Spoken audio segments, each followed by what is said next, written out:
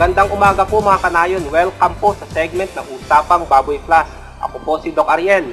Gaya po nung ipinangako ko sa inyo last week, uumpisahan po natin ang talakayan tungkol sa disease control and prevention. Pero bago ko po simulan ang talakayan tungkol sa disease control and prevention, gusto ko po munang ipakilala sa inyo yung aking makakasama dito sa segment na ito. Siya po ay isang training specialist sa ITCPH simula pa noong 1990. Siya rin po ay isang veterinaryo at siya po ay isang practitioner pagdating sa breeding and management, sa diseases and health, at siya po ay naging farm vet sa mga malalaking commercial farm. Siya po ay nagtapos sa kursong veterinary medicine sa CLSU. Wala pong iba kundi ang aking magiging partner, si Dr. Ruth Miklat Sunaco. Hey, Doc Ariel, thank you for the very good introduction. Nakaka-flatter naman ng iyong introduction sa akin. Alam niyo po, si Dr. Ruth, siya yung parang head dito sa mga training specialist dito sa ITCPH. Dr. Ruth, pwede namang ikwento niyo sa amin kung ano yung mga pinagagawa niyo dito. Ayan, ito-renomote ako ng konti ni Ariel. And actually, yung aking trabaho is more on the resource management. Tawag ng aming opisina is more of planning, resource generation, and monitoring and evaluation. So, part ng resource generation, yung mga tailor-made courses na tinatawag natin. So, Doc Ariel, yun yung mga courses which we give sa private entrepreneurs, dun sa mga gustong magbaboy. Ano ka ba, Dr. Ruth, yung mga karaniwang nagiging problema sa baboy?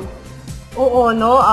Lalo na sa mga biik, di ba? Simulan natin sa biik ang ating diskusyon as far as yung common diseases are concerned. So, madalas, sinasabi natin, tatlo yan actually. So, one would be yung diarrhea o yung pagtatae na tinatawag natin, lalong-lalo na sa unang 5 araw o unang linggo ng panganganak ng pagkaanak ng biik. So, yun, napaka-importanting problema, no, if I may say. Meron pang isa, yung crushing na tinatawag natin. Pero, Doc Ariel, di ba, no? Pag marami tayong crushing incidences, hindi lang yan piglet. Yeah, pwedeng due to problem sa inahin. Oo, right, oo. So, madalas, sinasabi natin yan. And then, yun ding, yun, rant, pagkabansot ng biik. Again, hindi lang yan sa biik natin ina-attribute. Malaki din ang parte ng inahin. So, yung mga palakihing baboy naman, yung mga growers and finishers. Basically naman, dalawa ang sakit nila. Yung pneumonia. Sabi ng mga farmers, tamping, sabi nila, no? Or pag-ubo ng baboy. Pero, meron ding nababansot sa kanila, di ba? Dahil naman sa pagtatae din. So, yun, tamping o pneumonia at saka pagkabansot sa mga palakihing baboy.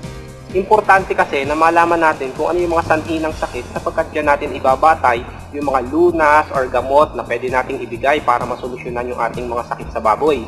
Karaniwang kasing nagiging problema ay ang bacteria, minsan viral, in some cases dahil yan sa management or mali yung pangangalaga natin sa mga baboy. Sa mga biik, karaniwan din ang problema ng kakulangan ng mineral, particularly yung iron.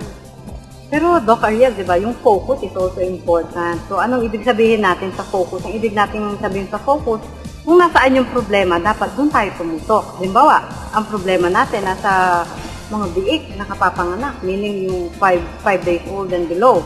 So, mag-focus tayo doon. Lahat ng attention, ibigay natin doon. Yung mga good management procedures, ibibigay natin doon. So, focus para mas madali nating mapagaling yung mga bata.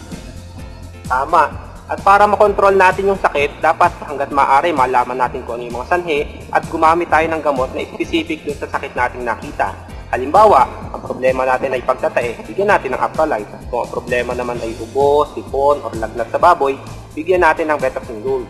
Pero Doc Ariel, don't forget yung biosecurity measures are also very important things aside from the use of all these antibiotics. Ayan po mga kanayon, overview lang po yan ang pwede nyong makita dito sa Usapang Baboy Plus segment. Kung gusto nyo pong makita ang detalye na pinag-uusapan namin ni Doc Ruth, bumisita po kayo sa aming website na www.kanayunan.org at i-click nyo po yung gintong kaalaman na button. Sa susunod na Sabado po, manatili po kayong nakatutok dito sa Usapang Baboy Plus segment dahil ang pag-uusapan naman po natin ay ang tamang paggamit ng gamot at ng bakuna. Doc Ariel, kanina binanggit mo yung website ng K+. Pwede bang banggitin ko na din ang sa ITCPH? Puntahan nyo na rin ho para sa karagdagang kaalaman tungkol sa ITCPH. Sa mga hindi pa po nakaka-enroll, pwede pa po kayong humabol. Mamaya po, abangan nyo si Doc Lilian para sa detalye ng enrollment. Pero napakarami po kasing nagtatanong sa amin kung saan po ba daw yung eskwelahan na kailangan nilang pumasok. Hindi nyo na po kailangan pumunta sa mga eskwelahan sapagkat ito na po yung School on Air program na sasalihan nyo. After po nyo makapag-enroll dito at makapagbigay ng mga informasyon, kayo po ay makaka-receive ng Certificate of Participation. Uy, Doc Ariel, binanggit mo ang School on the Air. Actually, ito yung isa sa mga sinopromote ng gobyerno para madagdagan ang access ng ating mga magsasaka sa mga informasyon. At ang ganitong initiative, sabi nga pwede siyang makakuha ng malaking suporta sa ating gobyerno. Napakagandang initiative ng ganitong mga programa. So sa mga susunod pong Sabado, manatili lang po kayong nakatutok dito sa Usapang Baboy Plus segment.